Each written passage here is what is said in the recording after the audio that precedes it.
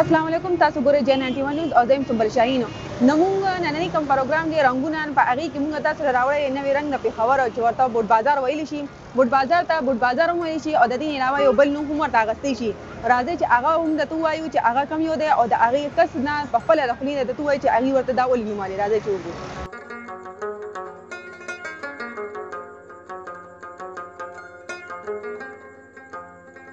زمانو علم ګل دی او زه د وزیرستان سره تعلق لرم تقریبا د 2013 نه زه دلته په دې بورډ کې کاروبار کوم لکه دا خو یو کله یو دی کې خو پټیو دلته خلکو کاشت کول او غنم به کرل هر څه فصلونه به کرل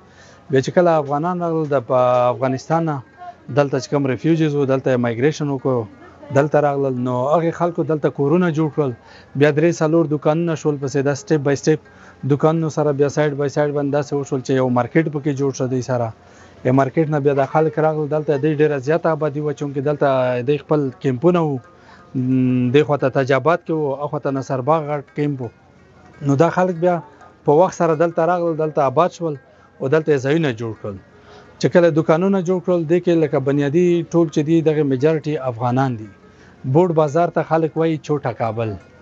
ځکه چې د کې پاکستانیان ډیر کم دي لکه جایداد خو د پاکستاني دا زمونږ خپل دی او الحمدلله خو خبره ده چې دلته آبادی د دې زیاته ده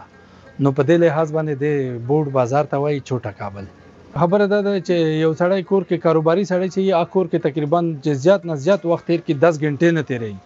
نو چې 10 غنټې کور کې تیری کې 14 غنټې ودای په بازار کې تیری دلته کاروبار د زمونږ دلته زمونږ ولاړې ناستای د ور سره چې کم زمونږ د پاکستاني بیا چونکې دلته ټول پکې هغه د پښتانه یو سره چې کم رسم رواج دي دوستۍ خلکو ور سره کړي رښتې شوی دي ور سره نو په دې لحاظ باندې خلک ډیر زبردست هغه ور سره چلی چلان کوي ور سره تعلقات یې خدي ور سره تر اوسه پرې د پاکستاني د افغاني دا تعصب نشته پکې چا کې دا فرق نه کړي ته افغانای ز پاکستاني خو بایوالي داسې د ورورولۍ په هغه باندې نظام چلیږي الحمدلله کاروبار خو لکه د ټول کې پیکې خراب دی خو د پیښور کاروبار چې دی دا په افغانستان پورې تړلی دی ټول پاکستان کاروبار په افغانستان پورې تړلی خو پیښور بیا داسې ده چې میجارټي ما درته وایي چې دلته لکه چوټا کابل چې شو نو میجارټي دلته افغانان شول نو بیا چې بارډر کله بند شي ډېر مشکلات وي ځکه چې نه څوک تللی شي نه څوک وړلی شي نه څوک راوړلی شي نو ایکسپورټ امپورټ دواړو باندې تاثیر وغورځېږي نو په دې باندې ډیر زیات تغی خلک په مشکل کې الحمدلله مون کاروبار خدا سره دلته ټول پښتانه دي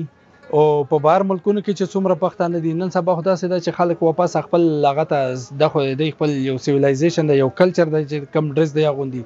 اوس خو خلک د لون کاټن د نه ډیر پتنګ شول نو واپس خلک چې کم زوړ غو کلچر او کم زوړ لباسونه او د ته خلک واپس متوجه شوی دي نو مونږ الحمدلله بار ته خچلېږي اډرونه دي خلکو را سره ودلته بس کاروبار دی خدای الحمدلله